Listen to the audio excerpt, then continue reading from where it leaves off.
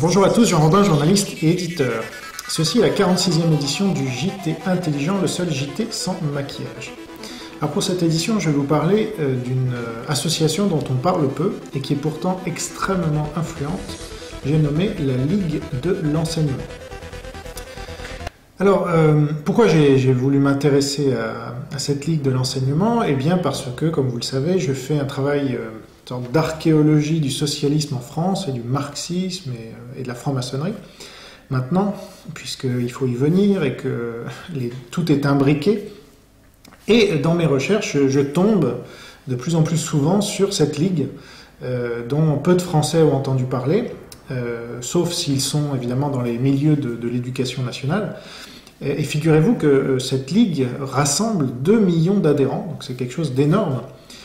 C'est une des associations les plus subventionnées de France, avec plus de 20 millions d'euros par an. Et elle regroupe en fait 30 000 associations. Donc c'est quelque chose de gigantesque. Il y a une fédération par département, donc il y a 100 fédérations. Et vous imaginez qu'il y a énormément de gens qui vivent grâce à ces subventions et que les influences dans l'éducation nationale, en fait c'est le bras armé de l'éducation nationale et du socialisme en général. Voilà, donc j'ai voulu creuser la question parce que personne ne nous en parle jamais.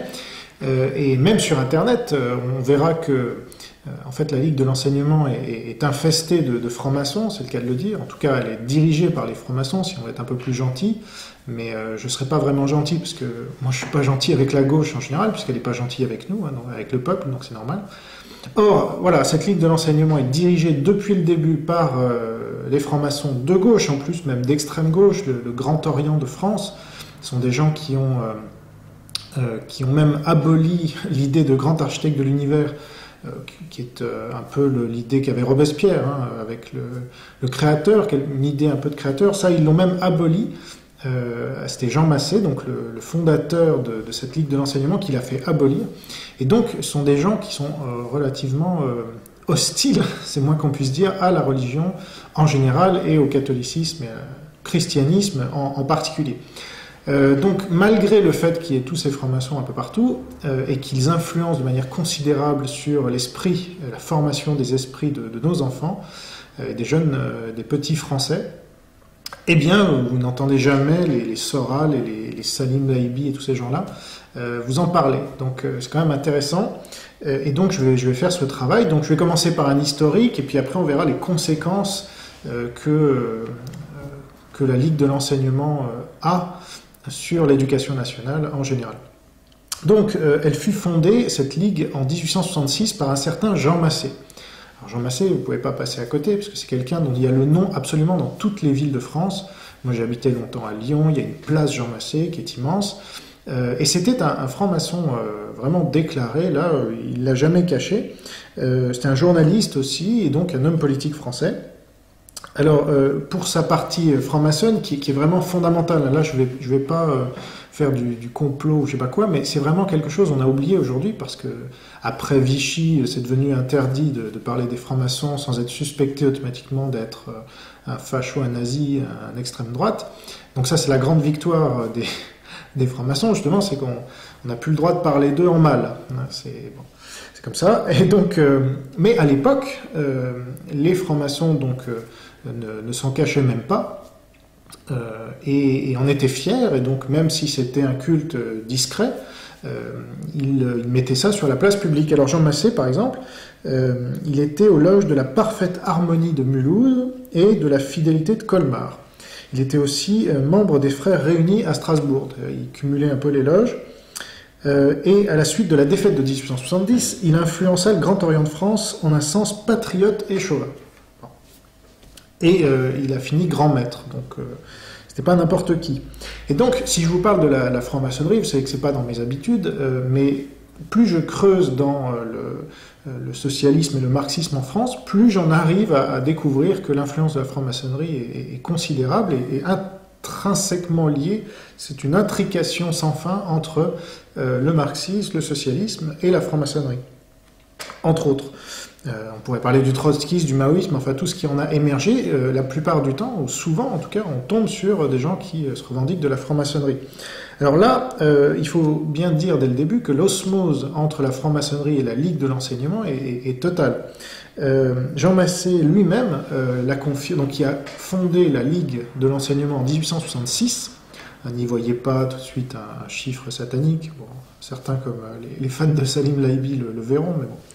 Moi, j'irai pas jusque-là. En tout cas, en 1868, donc 2 ans plus tard, il confirme le lien très fort entre la Ligue et la franc-maçonnerie en déclarant « J'ajouterai sans crainte d'effaroucher aucun de ceux qui se sont ralliés à la Ligue, que son œuvre, la diffusion de l'instruction, est en effet une œuvre essentiellement maçonnique, que ses principes, la liberté d'action laissée à tous et l'abstention de toute polémique politique et religieuse sont entièrement conformes aux principes acceptés dans les loges. » Et ça, c'est tiré du 3e bulletin de la Ligue, le 15 novembre 1868. Vous voyez, donc il s'en cache pas.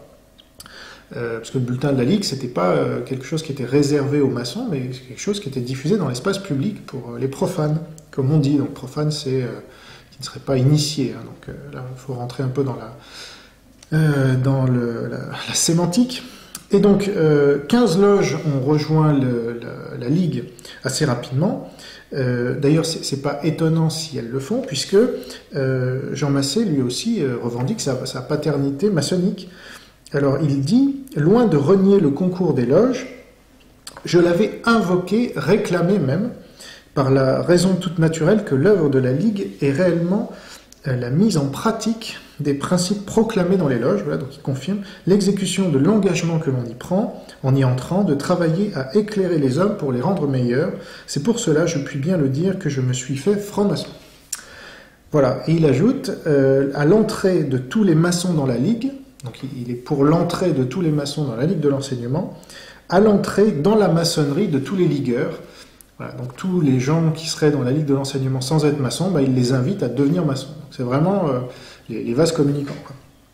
Bien, alors, il faut quand même, si on parle de l'historique, il faut replacer ça dans son contexte historique. Donc on est dans la Troisième République, et les gens comme Jules Ferry ou Paul Bert et tous ses copains, en fait, de francs-maçons, donc de Jean Massé, eh bien, ils vont être initiés, donc, puisqu'ils n'étaient pas francs-maçons, jusqu'en 1875. Et en 1875, le 8 juillet exactement, Jules Ferry, donc fondateur de l'école laïque obligatoire, etc., qui est une idée franc-maçonne au départ, pour extirper en fait les esprits de l'enseignement catholique, hein, c'est ça le seul et unique but, c'est pas pour diffuser la connaissance, comme on le verra, puisque là on commence à voir les fruits de ces plus de 100 ans d'enseignement, surtout quasiment 150 ans.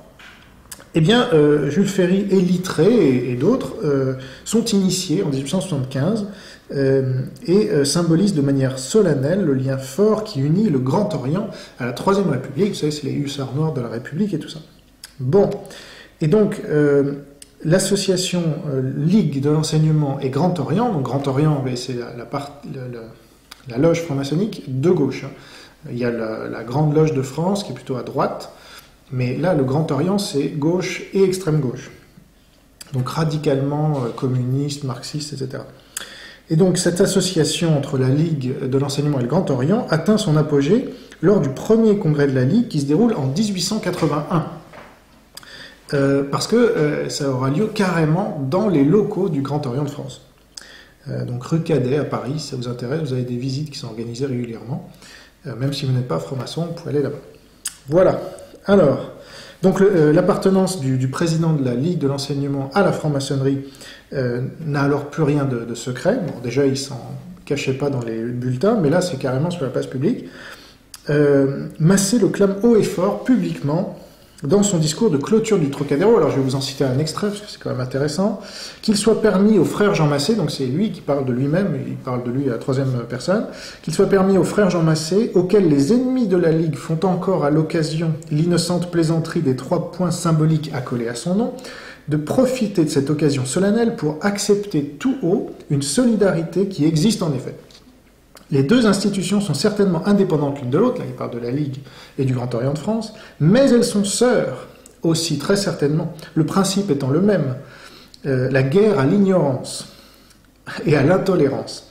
Les nombreux délégués envoyés par les loges à notre congrès sont là pour attester que l'œuvre de la Ligue est une œuvre maçonnique, aussi bien que patriotique. Quand une loge se trouve derrière une société d'instruction qui se fonde, elle est dans son rôle. Voilà. Et donc, il faut bien comprendre que quand Jules Ferry et Paul Bert, j'y reviendrai, arrivent au pouvoir, je crois en 1880, ce sont ces principes-là qui arrivent au pouvoir avec lui, avec eux en tout cas. Et donc, je vais vous mettre un extrait, parce qu'on va faire le lien. Je vais vous mettre un extrait d'une commission récente au Sénat, où le grand maître du Grand Orient de France, donc la loge dont on parle là, de gauche, était auditionné, et il a parlé de l'illettrisme qu'il découvrait apparemment et qu'il regrettait. Quand on apprend que 15% des élèves quittent l'enseignement primaire en ne sachant ni vraiment lire et écrire. Alors nous, francs-maçons, nous disons tous que nous ne savons ni lire ni écrire, mais c'est au sens symbolique. Mais quand on s'aperçoit qu'effectivement il y a là manifestement un échec collectif patent, il est urgent de s'atteler à cette question-là.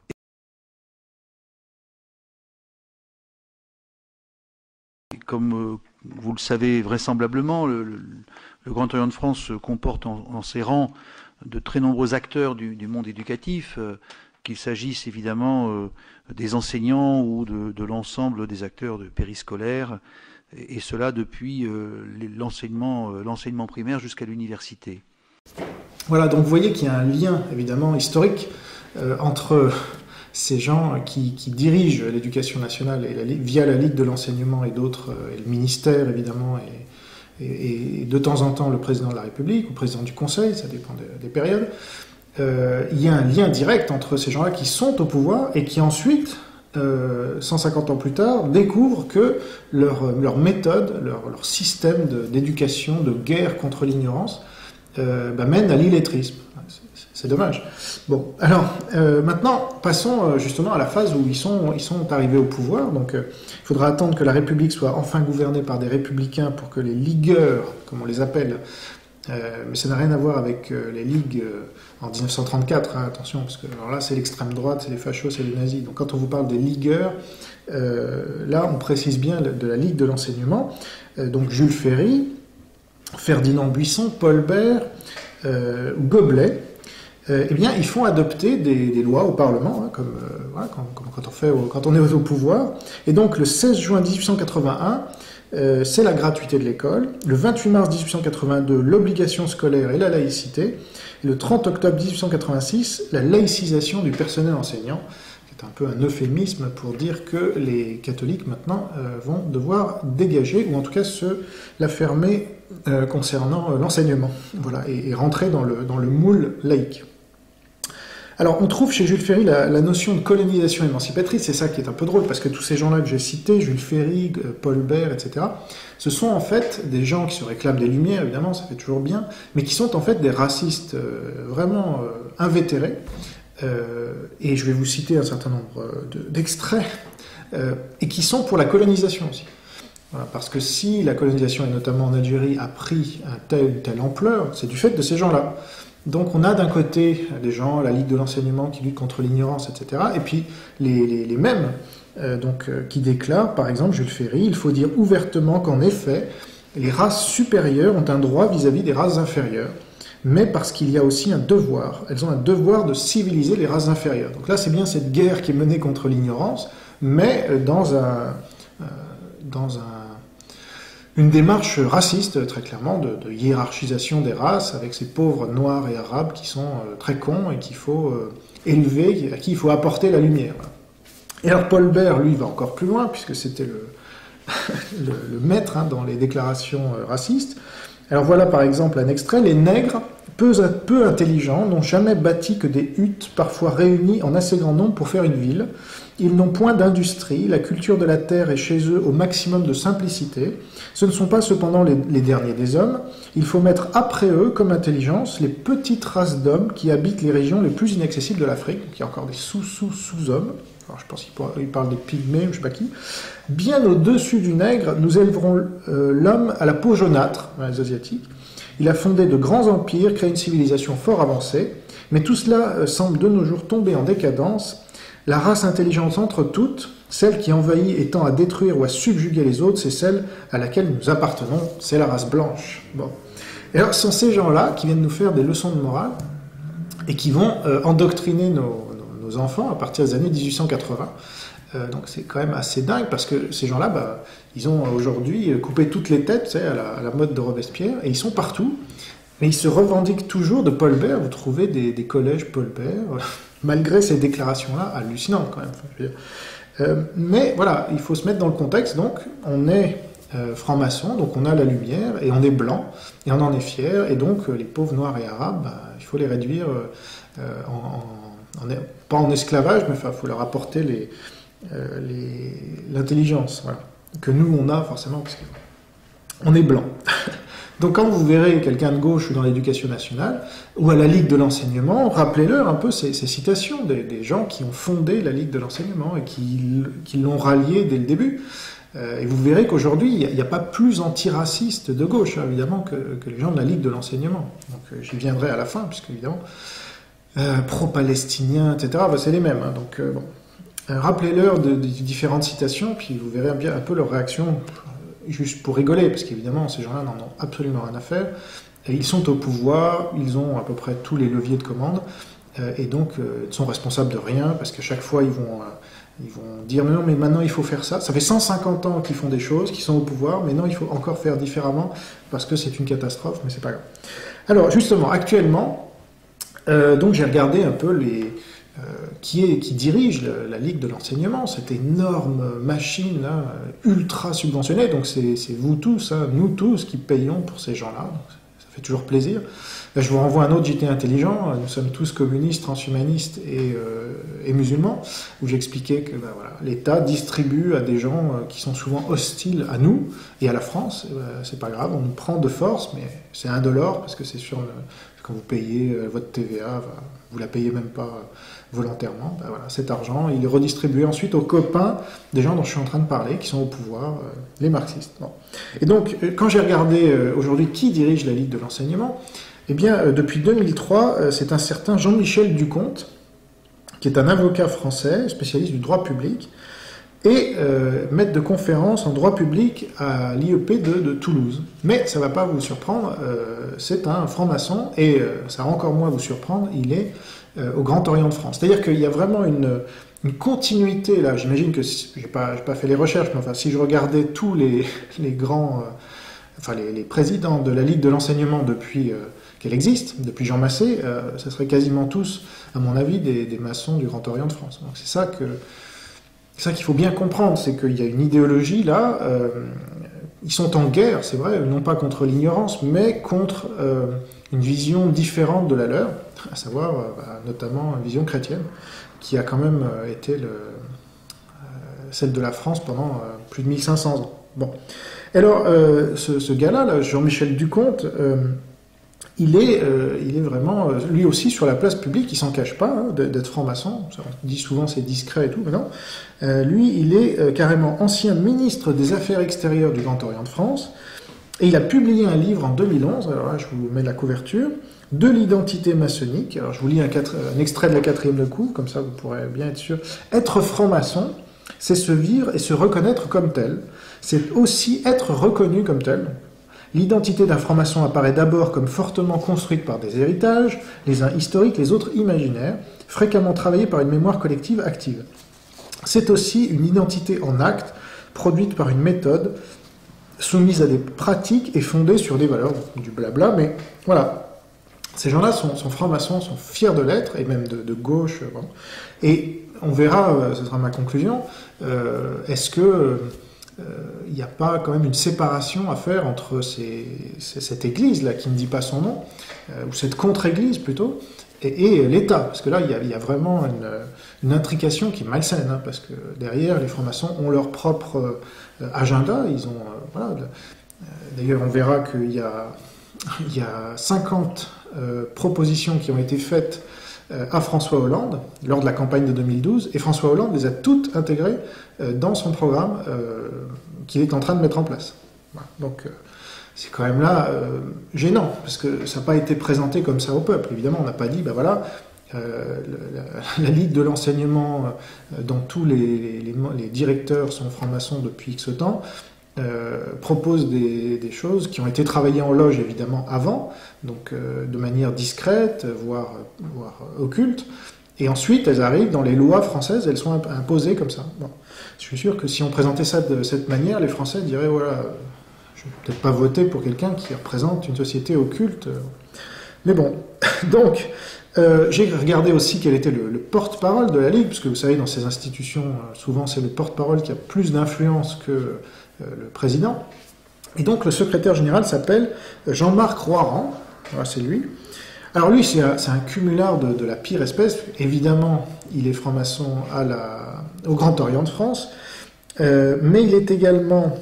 Donc il est secrétaire général de la Confédération de la Ligue de l'enseignement depuis 22 ans, donc c'est le gars inamovible qui est là quoi qu'il arrive, et donc qui est l'homme de main du système, si vous voulez, c'est vraiment le pilier qui sait tout, et donc...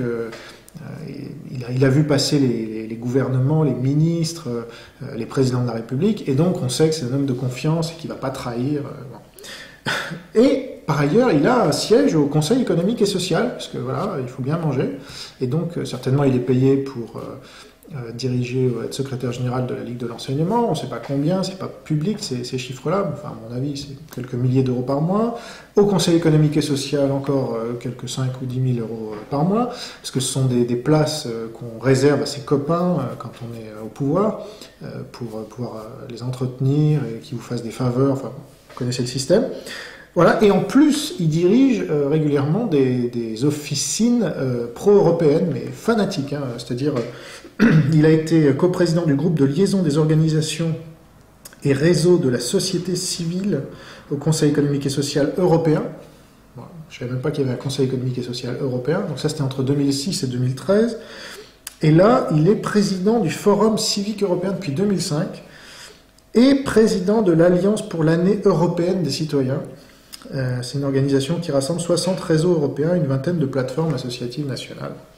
Et ça, c'est depuis 2012. Donc là, je vais vous passer un extrait de ce cher Jean-Marc Roiran pour que vous voyez un peu le genre de discours, parce que, évidemment, ces gens-là dirigent la Ligue de l'enseignement, c'est le bras armé de l'éducation nationale qui forme les esprits de nos jeunes compatriotes.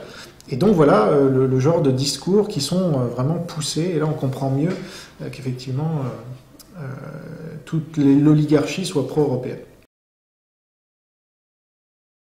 Les Journées civiques européennes de La Rochelle, c'est un moment un peu inédit, original, de rencontres, d'échanges, de débats entre responsables associatifs européens pour dialoguer sur la question de l'éventuelle appropriation civique et populaire de la construction européenne. Parce qu'on s'est aperçu que beaucoup de nos concitoyens et citoyens européens se posaient des questions sur cette construction européenne.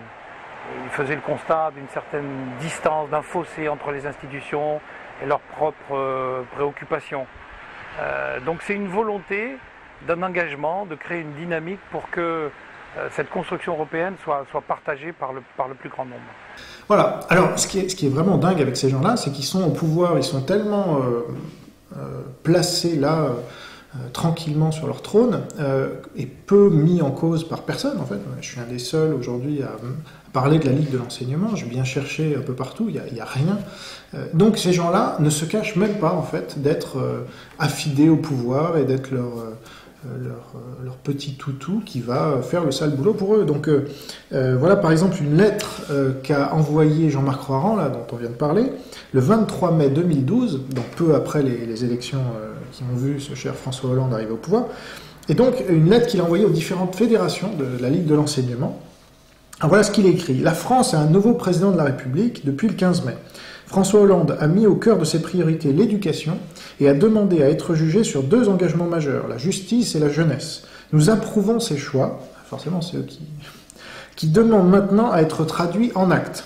Un nouveau gouvernement vient d'être installé. Au-delà des satisfactions exprimées quant à la composition de ce gouvernement, forcément. La Ligue de l'enseignement se réjouit d'avoir été entendue sur plusieurs aspects qui concernent plus particulièrement nos champs de préoccupation quotidienne, ce que je vous disais. Vincent Peillon, alors voilà, le roi de la religion laïcité, nouveau ministre de l'Éducation, dès sa prise de fonction, a été très explicite sur ce sujet et a rappelé ce que la République devait aux grandes associations éducatives, telles la Ligue de l'enseignement, qu'il a cité nommément. Voilà. Donc il se cache même pas. Donc on va écouter l'extrait dans lequel effectivement Vincent Peillon félicite la Ligue de l'enseignement. Le 7-9 de France Inter. Bruno Duvic. 01 45 24 7000 franceinter.fr pour vos questions au nouveau ministre de l'Éducation Vincent Peillon qui est avec nous pour une petite dizaine de minutes encore. Emmanuel Davier nous a rejoint, spécialiste des questions d'éducation à France Inter pour également mener cette interview. Première question pour vous Emmanuel. Merci. Il y a dans ce gouvernement des dénominations inédites que certains ont déjà qualifiées de gadgets, de noms exotiques quand il s'agit d'éducation populaire ou de réussite éducative, semblant oublier complètement ce à quoi ça fait référence. Que répondez-vous à ces commentateurs ? Vous savez, c'est tout le problème que nous allons avoir. Soit c'est l'abaissement, soit c'est le redressement. Soit c'est le mépris, soit c'est le respect. François Hollande souhaite qu'il y ait du respect. Là, vous évoquez deux femmes que je connais, de grands talents. Valérie Fournéron, qui va s'occuper de cette éducation populaire, c'est-à-dire ces grands mouvements qui ont fait quand même l'éducation en France. Pensez à la Ligue de l'enseignement, etc. C'est un sujet majeur. Voilà. Bon, donc, j'ai rien à rajouter à ça. Et alors, ce qui est intéressant, évidemment, c'est de voir les résultats de leur politique désastreuse éducative. C'est l'illettrisme, maintenant, de 15 à 20% des jeunes sortent sans savoir lire ni écrire de 6e. Bon, et donc, le 26 novembre 2014, donc ça c'était l'extrait que je vous ai passé tout à l'heure, mais là, Jean-Marc Croirant est interpellé sur cette question aussi. C'est le 26 novembre 2014, dans la revue de l'éducation. Alors le journaliste lui pose la question suivante. Vous avez évoqué tout à l'heure le décrochage scolaire. Comment expliquer qu'au XXIe siècle, 150 000 jeunes Français sortent de l'école sans aucun diplôme ? Bon. Alors voici sa réponse. C'est un problème de fond. Les études PISA montrent que notre système scolaire pénalise particulièrement les élèves les plus faibles et que l'écart se creuse avec les meilleurs. Nous appelons depuis une dizaine d'années à une refondation de l'école pour remédier à tout cela. C'est-à-dire que ces gens-là sont au pouvoir, mais c'est comme s'ils n'y étaient pas. C'est comme Gérard Filoche qui va reprocher à Cahuzac d'avoir piqué dans la caisse. Oui, enfin, il est de ton parti, donc... Mais voilà, c'est leur jeu, ça, c'est de toujours faire croire qu'ils ne sont pas au pouvoir alors qu'ils y sont.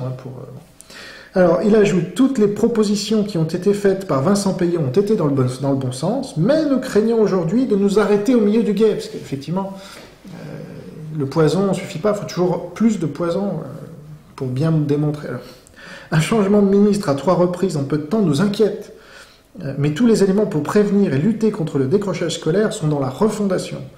La nouvelle priorité donnée aux primaires.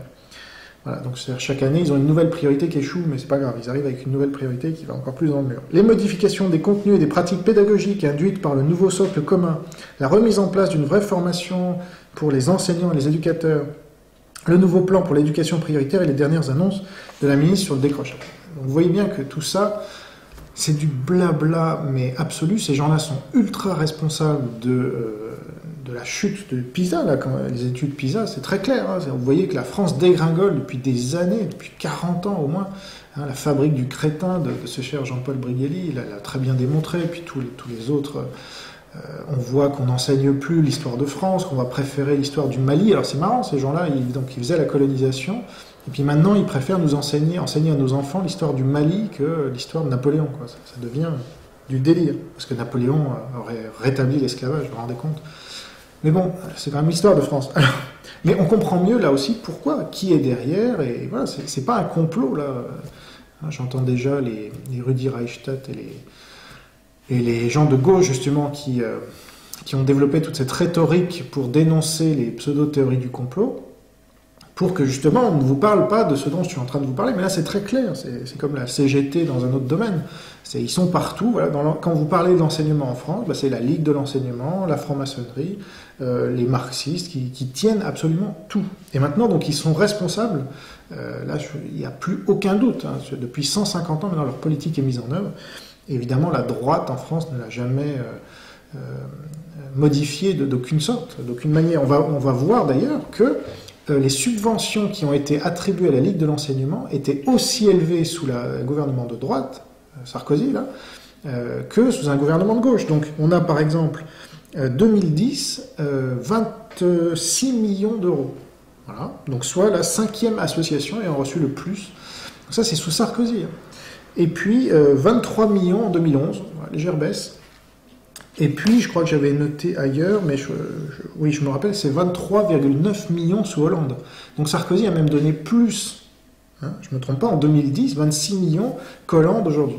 Vous vous rendez compte, donc la droite, il faut arrêter ces conneries. Alors, quelques mots sur les missions que se donne la Ligue de l'enseignement. La Ligue apporte son concours au projet des établissements scolaires, écoles, collèges, lycées, et participe à la création de projets éducatifs locaux. Elle construit et accompagne par son réseau de quelques 34 000 associations la nécessaire évolution du système éducatif, voilà, on sait dans quel sens, car l'école ne peut se transformer uniquement par ses propres forces pour être effectivement celle de tous. Voilà. Donc on a besoin de la Ligue de l'enseignement pour aller toujours plus dans le mur. Hein. C'est à peu près ce qu'on nous dit là. Et donc avec l'argent public, forcément, puisque ces gens-là, ils savent fonctionner que comme ça.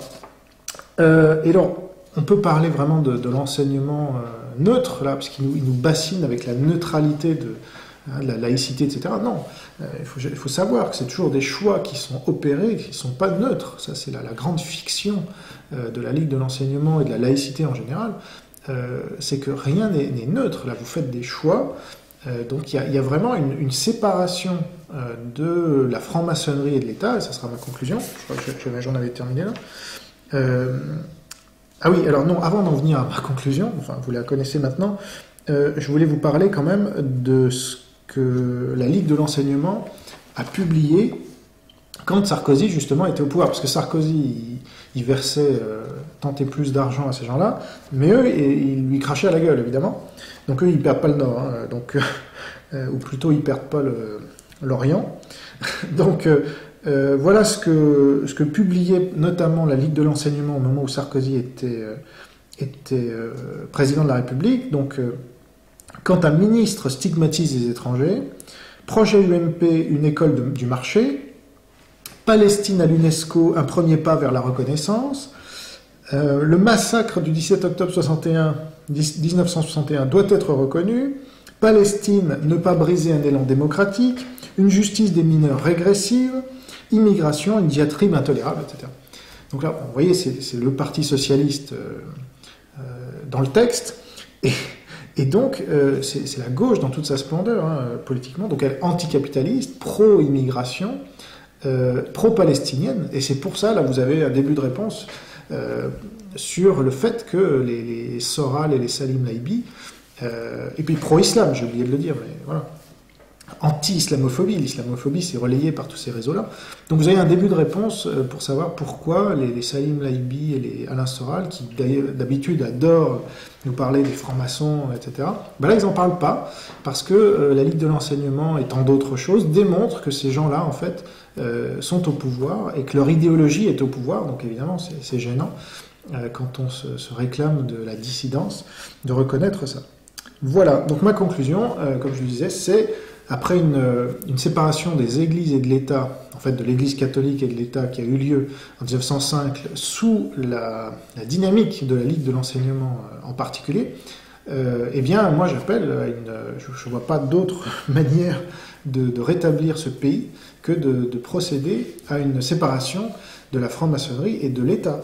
Voilà, parce que là ça devient vraiment grave que des gens qui se réunissent dans des loges discrètes puissent influer à ce point l'éducation de nos enfants, sans aucun contre-pouvoir naturellement, et que sans que la plupart des gens le sachent. Et il y en a un seul qui ose parler en ces termes, et que j'admire beaucoup, c'est Philippe Nemo, un intellectuel libéral, conservateur, qui est trop méconnu, qui ne passe que chez TDI quasiment. Alors, il avait une émission sur France Culture, voilà, avant que Mitterrand arrive au pouvoir, et alors il a été viré du jour au lendemain, évidemment, parce que ces gens-là coupent les têtes, hein, c'est naturel.